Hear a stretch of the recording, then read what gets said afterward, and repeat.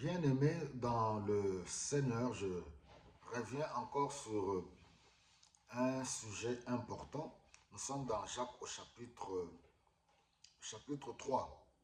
Le verset 5 nous dit, de même la langue est une très petite partie du corps, mais elle peut se vanter d'être la cause d'effets considérables. Pensez au petit feu qui suffit à mettre en flamme une grande forêt.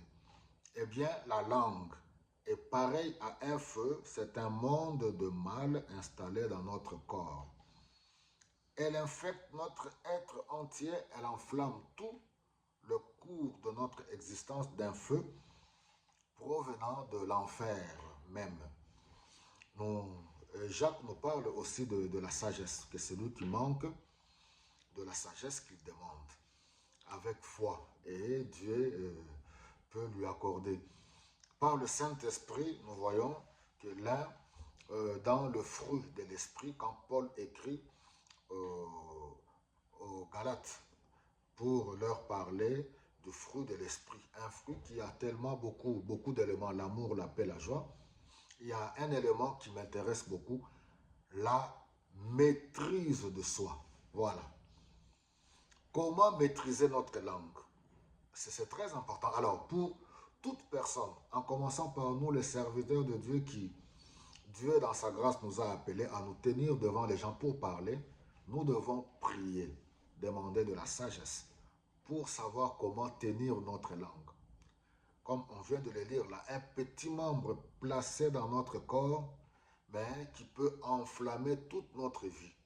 Et nous pouvons voir beaucoup de problèmes que les uns et les autres subissent ou connaissent ou vivent aujourd'hui, quelque part. C'est à cause de toutes les paroles qui sont sorties de leur bouche, tous les propos moins censés sortir de leur bouche qui, en retour aujourd'hui, sont en train de causer du tort dans leur propre vie. Donc le but de ce message, c'est pour vraiment nous exhorter.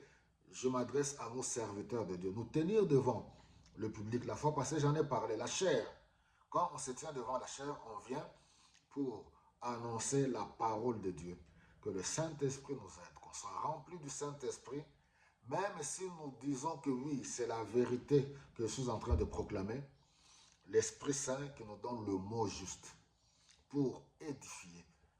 Une source ne peut pas faire jaillir d'une part l'eau douce et l'eau amère. Alors voilà quelques passages. Proverbe 10 nous dit, celui qui parle beaucoup ne manque pas de péché. Mais celui qui retient ses lèvres est un homme prudent.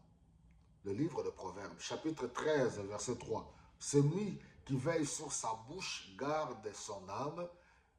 Celui qui a des grandes lèvres mène à sa perte. Donc nous devons faire très attention.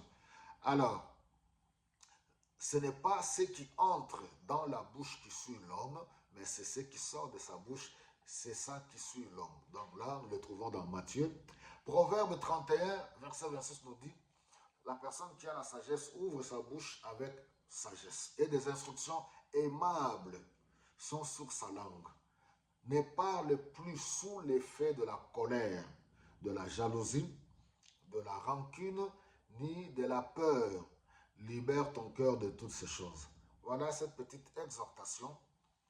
Serviteur de Dieu, enfant de Dieu, toute personne, que le Saint-Esprit nous aide à avoir de la maîtrise de soi pour savoir quoi et ne pas dire en public, même dans les conversations. Il faut, quelque part, il est dit, il faut tourner sa langue 7 fois avant de parler. Alors, vous réaliserez que lorsqu'on ne tient pas compte de tout cela, ce sont nos propres paroles qui sont sorties de nos bouches qui sont en train de nous juger aujourd'hui. Quand les gens vont nous ramener nos propres paroles, et nous, serviteurs de Dieu, nous avons cette facilité de commencer à menacer les gens pour les maudire. Non, il n'en est pas ainsi. Que le Seigneur nous aide. Alléluia. Notre bouche n'a pas, Dieu ne nous a pas donné une bouche pour maudire, mais c'est pour bénir, et nous détruisons les œuvres du diable et non maudire les hommes créés à l'image de Dieu.